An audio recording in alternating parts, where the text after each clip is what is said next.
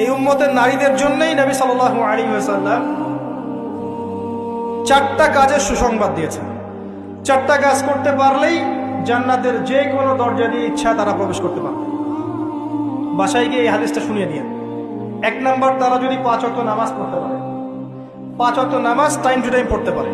2 number, তারা যদি রমজান মাসে সওম রাখতে পারে। 3 নাম্বার, তারা যদি লজ্জাস্থানের হেফাজত করতে পারে, মানে পর্দা করতে পারে। এখানে আমি খাস পর্দা বোঝাচ্ছি, ডিজিটাল পর্দা বোঝাচ্ছি না, খাস পর্দা বোঝাচ্ছি। পোশাক এমন হবে না যেটা পরলে শরীরের কাঠামো বোঝা যায়, এমন পোশাক চলবে না। পোশাক এমন হবে না যেটা পরলেও বাইরে থেকে ভিতরের অঙ্গ দেখা যায়।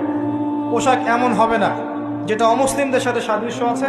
আর পোশাক এমন হবে না যেটা পুরুষদের পোশাক। তারা যদি তাদের লজ্জাস্থানকে হেফাজত করতে পারে। আর 4 নাম্বার, যদি স্বামীর আনুগত্য করতে পারে।